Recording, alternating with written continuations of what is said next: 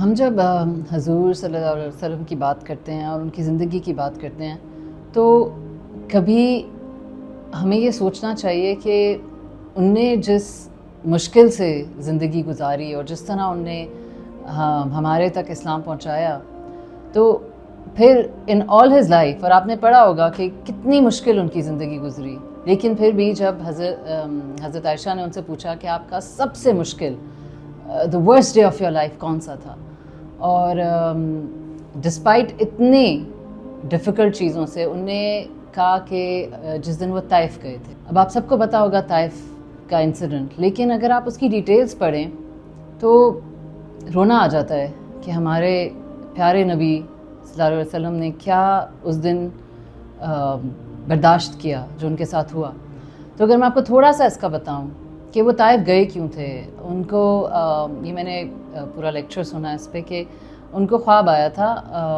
سرسبز باغ اور اس طرح کا، تو وہ ان کو اشارہ لگا کہ وہ طائف اس طرح کی جگہ ہے، گرین ہے اور بہت وہاں درخت ہیں اور پھول اور پانی اور وادیاں. تو وہ پھر گئے طائف اور وہاں ان نے لیڈرز سے ملے، 3 ان کے تھے لیڈرز، اور حضور صلی اللہ علیہ وسلم نے ان کو بڑے پیار سے کہا کہ یہ 3 کنڈیشنز ہیں، ان میں سے کوئی بھی آپ مان لیں، کہ ایک یہ کہ میرا میسج ایکسیپٹ کر لیں، اللہ کو مان لیں. دوسرا انہوں نے کہا کہ اگر آپ نے اللہ کو نہیں ماننا ہے تو مجھے صرف ریفیوج دے دیں، کہ ہمارے ساتھ آپ کو پتہ ہے قریش میں ان کے ساتھ کیا ہو رہا تھا مکہ میں، تو انہوں نے کہا مجھے ریفیوج دے دیں، اور جیسے ایبسینیا میں ریفیوج مسلمز نے لیا تھا، تو انہوں نے کہا مجھے ریفیوج دے دیں اور آپ بے شک نہ مانیں لیکن مجھے دعویٰ کرنے دیں، اور ہمارے جو مسلمان ہیں ان کو یہاں وہ دے دیں اسائلم. تیسرا انہوں نے کہا کہ اگر آپ یہ دونوں بھی نہیں کر سکتے تو ایٹ لیسٹ قریش کو یہ نہ بتانا کہ میں یہاں آیا تھا، کیونکہ میری زندگی اور مسلمانوں کی زندگی اور مشکل ہو گئی تھی. ان تینوں نے جس بری طرح ان کے ساتھ وہ پیش آئے حضور صلی اللہ علیہ وسلم کے ساتھ، ان نے تینوں باتیں نہیں مانی. قریش کو بھی میسج بھجوا دیا، اور ان کو بہت دل توڑنے والی جو حقارت سے ان کو ٹریٹ کیا. ان کو کہا ہم بالکل نہیں مانتے ہیں، نہ میسج مانتے ہیں، نہ آپ کو مانتے ہیں. حضور صلی اللہ علیہ وسلم بہت ہی ڈس ہارٹ ہوئے ان کے رویے سے. لیکن جب وہ جو اس سے بھی برا جو ان نے کیا، کہ جو طائف ہے نا وہ ایک ماؤنٹینس ایریا ہے، تو اس میں جو سب سے نیرو پاتھ تھا نا، ان نے اس دونوں سائڈس پہ، اب آپ سوچیں آلموسٹ 23 کلومیٹر 14 میل ان نے بچے اور وہاں کے جو بدتمیز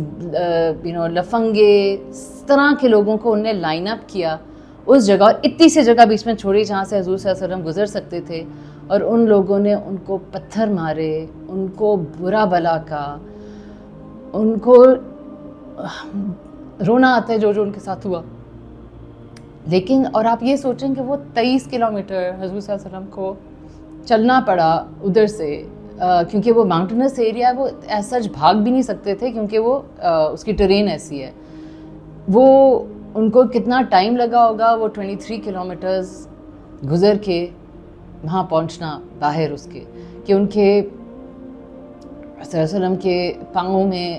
خون تھا، ان کے پوری جسم پہ خون تھا، ان کے پاؤں میں، ان کے جوتوں میں اتنے پتھر ہو گئے تھے کہ ان کو یہ بھی ٹائم نہیں مل رہا تھا کہ وہ رک کے پتھر نکالیں، کیونکہ لوگ اتنا برا سلوک کر رہے تھے.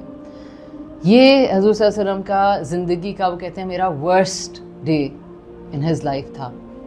اور آپ کو پتہ ہے کہ جب فتح مکہ کے بعد ان تینوں لیڈرز میں سے ایک جب آیا